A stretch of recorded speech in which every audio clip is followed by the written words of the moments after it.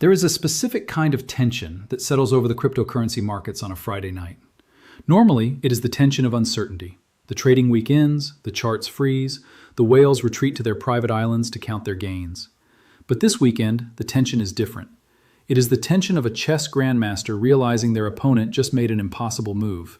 We just witnessed something the models said couldn't happen. According to the playbook that has governed crypto for 15 years, Bitcoin was supposed to reject at $100,000. They tried to cap it at $102,000. They tried to defend $103,000. But the market didn't just push through, it exploded.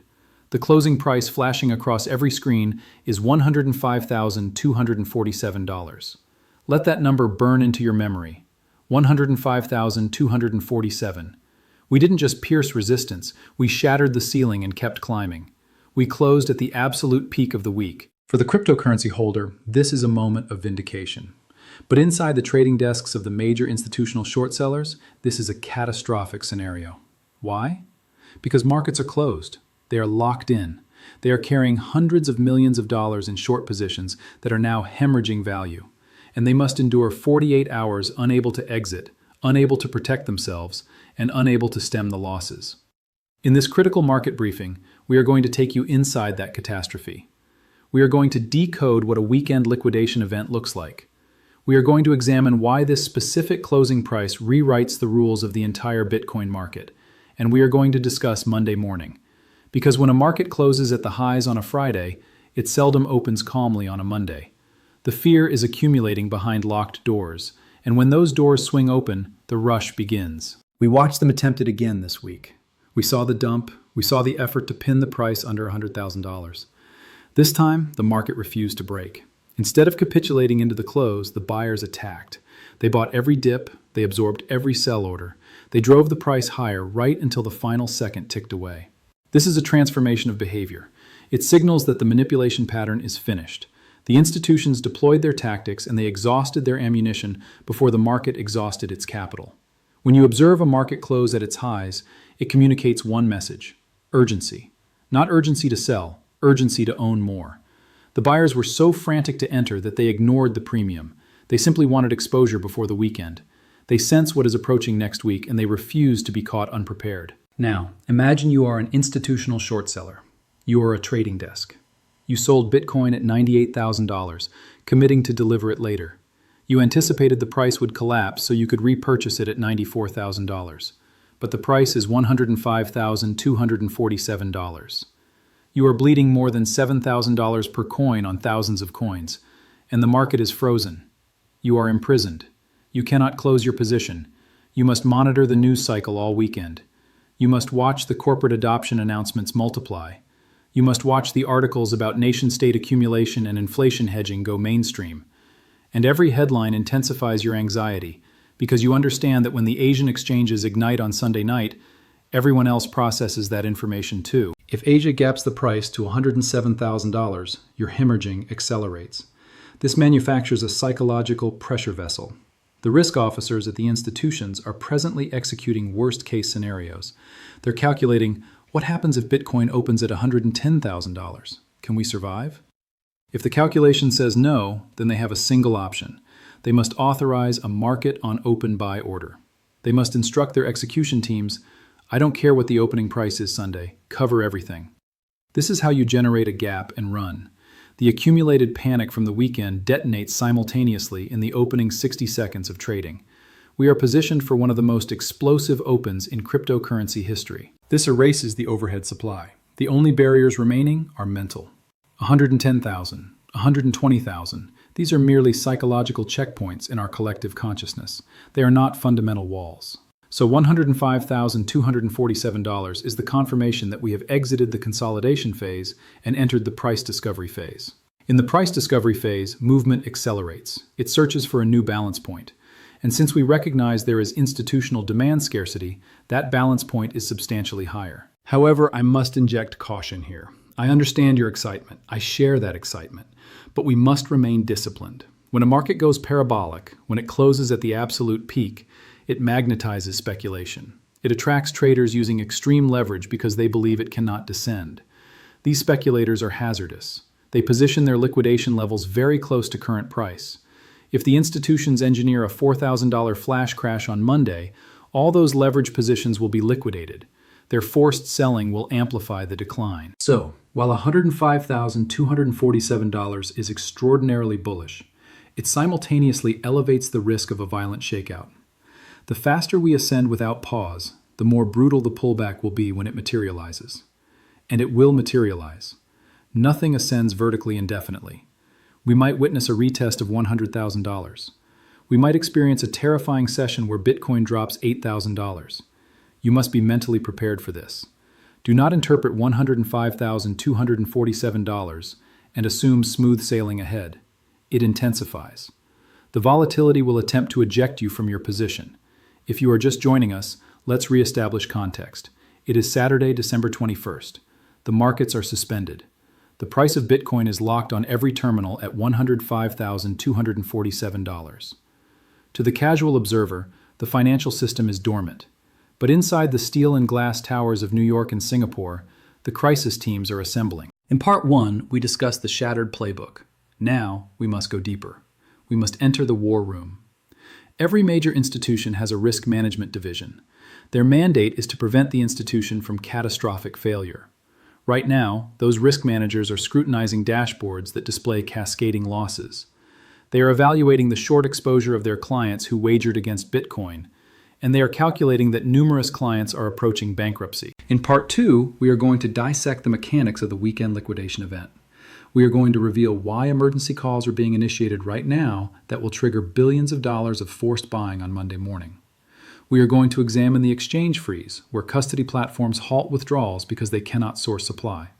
And we are going to expose the paper Bitcoin illusion that is being challenged by the world's most sophisticated investors. The price is extreme, but the panic is more extreme. Let's proceed. Most people assume liquidations execute automatically. An algorithm detects danger and the position terminates. That is accurate for retail accounts. But for institutional capital, the entities trading hundreds of millions, the process differs. They operate under negotiated margin agreements. At the conclusion of each trading session, the clearinghouse calculates gains and losses. The losing parties must transfer cash to cover the deficit. Typically, this is procedural. A few $1,000,000 transferred between accounts. But Friday was not typical. The surge to $105,247 was violent. It blindsided the short positions completely. Many of these institutions were positioned for a correction. They were leveraged aggressively. When trading ceased on Friday, they were confronting losses that exceeded their liquid reserves. So, what transpires on Saturday morning? The prime brokerage contacts the fund manager. The conversation unfolds like this. You are down $400 million. You have breached your credit facility. We require you to wire $250 million by 7 a.m. Monday morning. The fund manager responds, I cannot. The banking system is closed. I must liquidate other holdings first. The prime brokerage replies, if the wire does not arrive by 7 a.m., we will force liquidate your entire portfolio. This is the forced liquidation protocol. It is irrelevant if the fund manager anticipates Bitcoin will decline next week. His thesis is meaningless. He lacks liquidity. The bank assumes control of the account. And the bank system has a single directive: eliminate the risk. Now, let's shift from Wall Street to the custody platforms. The cryptocurrency exchanges, the institutional custodians, the over-the-counter desks. They are in emergency mode. Imagine you operate an OTC desk. On Friday morning, when Bitcoin was lower, you executed a trade for 500 Bitcoin at $101,000. You received their payment. You committed to deliver the coins. You expected to purchase those coins from your liquidity provider on Monday for $100,000. But now the price is $105,247, and the liquidity is vanishing. To fulfill the coins you already sold, you might need to pay $108,000. You just absorbed a $7,000 loss per coin on 500 coins. You are hemorrhaging capital. This is called delivery risk. In an explosive bull market, selling inventory before you own it is lethal. If you commit to delivery and the price explodes before you can source supply, you face insolvency. You sold an asset to acquire currency, and the currency depreciated. So what do custody platforms do during a weekend like this? They freeze. Visit the exchanges right now. Examine carefully. You will observe one of three scenarios. Withdrawal queues extending for hours. They are rationing liquidity. System maintenance notifications. They suspended operations to prevent a bank run. Or astronomical withdrawal fees. They increased the cost to $500 per transaction to discourage outflows. They are attempting to preserve capital. They are waiting for Monday to determine if the price sustains. This creates a liquidity vacuum. The demand from investors is exploding due to the price momentum, but the supply has evaporated because the custodians are paralyzed. This is the optimal environment for a supply squeeze. Buyers with capital, sellers in hiding. The only method to coax the sellers back is to bid the price dramatically higher. There is a more sophisticated crisis unfolding at the highest echelons of wealth, the paper Bitcoin problem. We addressed this previously, but this weekend it is critical. Institutions hold billions of dollars of Bitcoin on behalf of ultra-high net worth clients. Much of this is held in certificate form or pooled custody. It is a claim on the institution's Bitcoin reserves. The institution uses those reserves for lending, for derivatives hedging, for yield generation. They operate a fractional reserve system. This forces the institution to reveal the truth. If they possess the Bitcoin, acceptable, they transfer it. But if they don't, if they loaned it to a counterparty or pledged it as collateral, they must enter the market and purchase it immediately to satisfy the client. They cannot inform a billionaire, "We don't have it." That triggers litigation and a collapse of reputation. So, they discreetly pay whatever is necessary to obtain the coins. They pay $106,000, they pay $108,000. This internal squeeze is invisible to the average investor, but it is the underlying force behind the price resilience. The institutions are competing against each other to secure the Bitcoin they owe to their own clients. They are ensnared in a web of their own fractional reserve practices. So what transpires when trading resumes on Sunday night? We have institutions facing margin calls, custody platforms desperate to source supply, counterparties covering paper Bitcoin obligations. Who is selling? Nobody. Who wants to sell at $105,247 when projections suggest $150,000? The miners aren't selling. The long-term holders aren't selling. This imbalance, massive forced buying versus negligible selling, manufactures a gap. The price teleports. It might close Friday at $105,247 and open Sunday at $107,800. It bypasses the prices between. This is the catastrophe for the shorts. They don't even receive an opportunity to cover at $106,000. They get filled at $108,000. Their loss magnifies instantly. If we witness a gap up on Sunday night, it validates that the weekend liquidation cascade was genuine. It validates that the panic is systemic, and it establishes the foundation for a rally to $115,000 by Wednesday. The institutions are panic buying. The custodians are frozen. But what about the Bitcoin itself? Where is the flow? If you are just joining us, we have analyzed the financial panic. We have examined the institutions staring at a $105,247 price on a Saturday, realizing they are trapped. We have investigated the liquidation calls reaching leveraged funds, but finance is merely data on screens. Bitcoin is code. It exists on a blockchain. It can be tracked. And right now, while the traditional markets are suspended for the weekend, the Bitcoin is migrating. It is migrating from exchanges to hardware wallets. It is migrating from institutional custody to personal sovereignty. It is migrating from weak hands to strong hands. To understand why exchanges are experiencing withdrawals, you must observe the trust differential. In traditional finance, you trust the bank to hold your money. But in cryptocurrency, the philosophy is different. Not your keys, not your coins. This weekend, with Bitcoin at all-time highs and exchange solvency questions circulating, that philosophy is being activated. On-chain analysts are reporting massive withdrawal activity. Thousands of Bitcoin are leaving Coinbase, Binance, Kraken. They are being transferred to cold storage addresses that haven't moved in years. This is called whale accumulation. The sophisticated money is removing their Bitcoin from exchanges permanently. They are not planning to trade. They are planning to hold for years. This creates a liquidity crisis for exchanges. The exchange business model relies on having Bitcoin available to facilitate trading. When users withdraw, the exchange must possess the coins to send. If they don't, if they were operating fractional reserves or using client coins for yield programs, they face a crisis. They must acquire Bitcoin immediately to process withdrawals. They must enter the market and buy at any price. This is why we are seeing withdrawal delays. This is why some platforms are implementing withdrawal limits. They are attempting to slow the exodus while they source liquidity. But this only accelerates the panic. When users see withdrawal restrictions, they become more desperate to exit. It becomes a self-fulfilling prophecy. The exchange run feeds itself. Right now, the exchange balances are at multi-year lows. Less Bitcoin is available on platforms than at any point since 2018. This represents a supply shock. The Bitcoin that usually provides liquidity for trading is being removed from circulation. And when Monday arrives and the forced buying begins, there will be less supply available to satisfy that demand. Price discovery will be violent. There's another dimension to this migration that is invisible to most observers: corporate direct acquisition. In a normal market, corporations like MicroStrategy or Tesla might acquire Bitcoin through exchanges or OTC desks. But in a supply crisis, that approach fails. You cannot secure strategic reserves when the liquidity has vanished. So what are these corporations executing this weekend? They are negotiating private transactions. We are witnessing a bifurcation of markets. There is the public market where retail investors trade fractions of Bitcoin, and there is the private market where massive quantities are being secured through bilateral agreements. The public market believes Bitcoin is available at $105,247. The private market understands the real clearing price is substantially higher.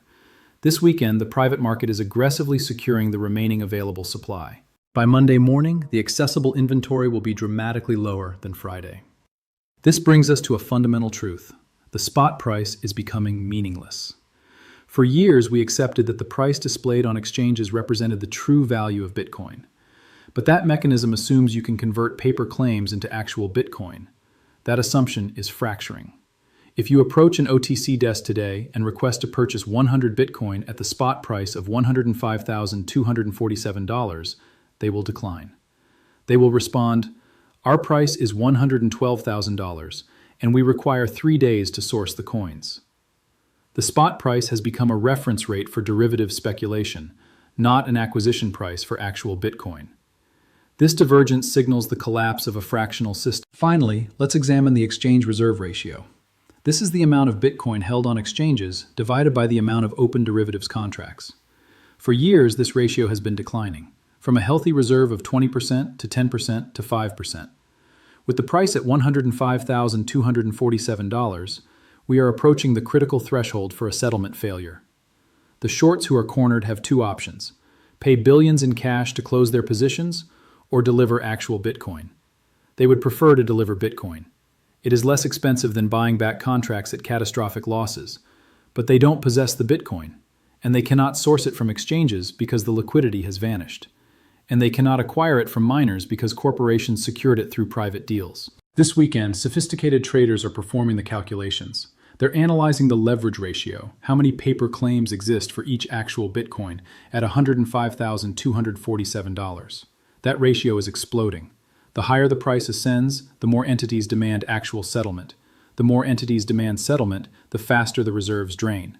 The faster the reserves drain, the higher the price escalates. It is a feedback mechanism that terminates with the destruction of the fractional system.